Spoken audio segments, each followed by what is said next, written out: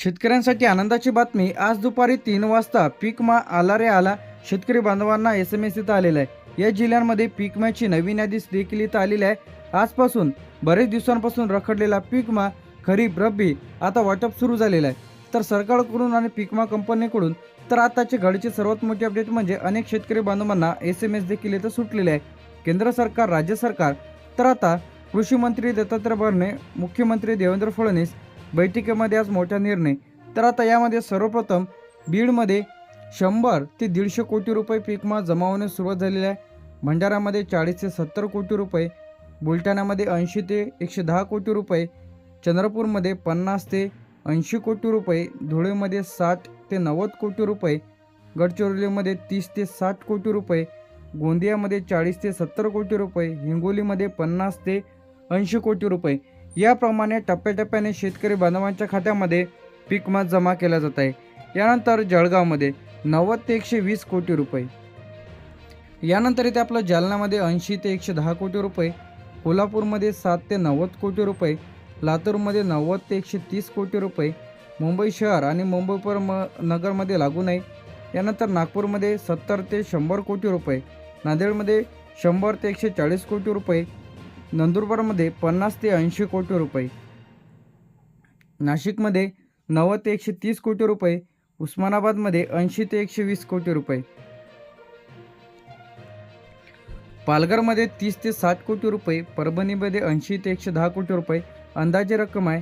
पुणेमध्ये 70 ते 100 कोटी रुपये, रायगडमध्ये 30 ते 60 कोटी रुपये, रत्नागिरीमध्ये 20 ते 50 कोटी रुपये, सांगलीमध्ये 60 ते 90 कोटी रुपये, सातारामध्ये 60 ते 90 कोटी रुपये, सिंधुदुर्गमध्ये 20 ते 50 कोटी रुपये, सोलापूरमध्ये 100 ते 140 कोटी रुपये, वर्ध्यामध्ये 60 ते 90 कोटी रुपये, वाशिममध्ये 60 ते 90 कोटी रुपये, यवतमाळमध्ये 100 ते 150 कोटी रुपये, अहमदनगरमध्ये 90 ते 120 कोटी रुपये, अकोल्यामध्ये 60 ते 90 कोटी रुपये, अमरावतीमध्ये 80 ते 110 कोटी रुपये, छत्रपती संभाजीनगरमध्ये 90 ते 130 कोटी रुपये।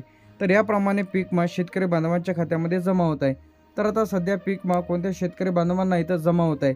ज्या शेतकरी बांधवांनी पीक विमाचा फॉर्म भरलेला आहे, ज्यांना कोणाला पीक विमा आलेला नसेल तर अशाने लेखी अर्ज कुठे द्यायचा आहे, तक्रार कशी करायची आणि कशा पद्धतीने तुम्हाला पीक विमा मिळणार हे आपण इथं पाहणार आहे।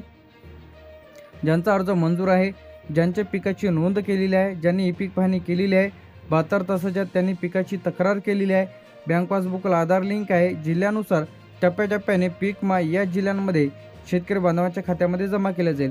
तर अजूनही कोणाला पीक विमा इथं आलेला नाही, ज्यांनी ई पीक पाहणी केलेली नाही आहे, ई पिकाची नोंद योग्य पद्धतीने केलेली नाही, तर अशांचा अर्ज पेंडिंग आहे, रिजेक्ट झालेला आहे। ज्यांनी पीक विमा फॉर्म भरलेला नाही, आधार लिंक नाही, अशा जिल्ह्यांमध्ये पीक विमा वाटप इथं सुरू झालेला नाही। तर आता यादीमध्ये नाव आहे की नाही लगेच तुम्ही तपासा।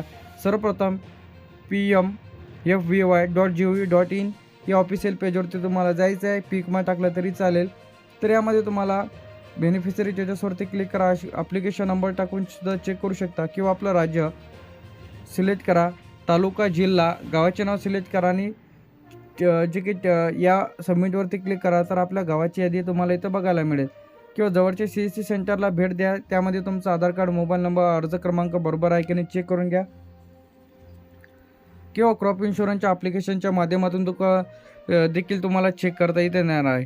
आता ज्यांना कोणाला पीक विमा आलेला नसेल तर या पद्धतीने तुम्हाला लेखी अर्ज द्यायचा आहे। पीक विमा कंपनीला देण्यासाठी लेखी अर्ज प्रति पीक विमा कंपनी, या कंपनीचे नाव नाही टाकलं तरी चालेल, तुमचा तालुका लिहा, जिल्हा लिहा, पीक विमा रक्कम न मिळाल्याबाबत अर्ज, महोदय मी खालील सही करणार, तुम्हाला इथं तुमचं नाव टाकायचं आहे, राहणार, सण कधीचा आहे, 2024 आहे, 25 आहे, 26 आहे, जे काय असेल ते टाकायचं आहे, तुमचं इथं टाकायचं खरीप आहे की रब्बी आहे। यानंतर तुमचा अर्ज क्रमांक व्यवस्थित टाका, पीक विम्याच्या पावतीवरती राहते, पॉलिसी क्रमांक, आधार क्रमांक, बँक खाते क्रमांक, मोबाईल नंबर। तर ही जी बेसिक माहिती आहे ती तुम्हाला व्यवस्थितरित्या इथं टाकायची आहे। सर्वे नंबर काय आहे, ई पीक पाहणी केली की नाही हे तुम्हाला इथं टाकायचं आहे। यानंतर त्यासोबत तुम्हाला आधार कार्डची झेरॉक्स, बँक पासबुकची झेरॉक्स, पीक विम्याची पावती 7/12/8, त्याचप्रमाणे ई पीक पाहणी जर तुम्ही केलेली असेल तर तुम्ही गावाच्या यादीमध्ये तुमचं नाव चेक करून त्याचा स्क्रीनशॉट काढून घ्यायचा आहे। किंवा तुम्हाला एक हेल्पलाईन नंबर इथं दिलेला आहे, जे की मी पहिले सांगितलेलं होतं 14447। तर या हेल्पलाईन नंबरवरती कॉल करून सुद्धा तुम्ही तुमची तक्रार करू शकता। तर या शेतकरी बांधवांना पीक विम्याचे पैसे तर मिळणार नाही. ज्यांनी पीक विम्याचा फॉर्म भरलेला नाही, अर्ज रिजेक्ट झालेला किंवा पेंडिंगमध्येच आहे, ई पीक पाहणी अधिकी केलेली नाही, नुकसान भरपाईची नोंद केलेली नाही, तर असे शेतकरी यामध्ये अपात्र आहेत. बँक पासबुकला आधार लिंक नाही, त्याचप्रमाणे डुप्लिकेट माहिती तर दिलेली आहे किंवा चुकीच्या पद्धतीने अर्ज इथं भरलेले आहे, चुकीची माहिती भरलेली आहे, तर अशांना पैसे तर येणार नाहीत. तर सर्व शेतकरी बांधवांच्या डेबिट खात्यामध्ये पीक विम्याची रक्कम जमा होण्यास सुरुवात झालेली आहे. तर सर्व शेतकरी बांधवांनी लगेच तुम्ही तुमचं खातं तपासा व तुमच्या खात्यामध्ये पीक विम्याची रक्कम आली की नाही. तर आज दुपारी 3 वाजल्यापासून या जिल्ह्यांमध्ये मेसेज देखील सुटलेले आहेत. तर लगेच शेतकरी बांधवांनी खाते तपासा, पैसे खात्यामध्ये जमा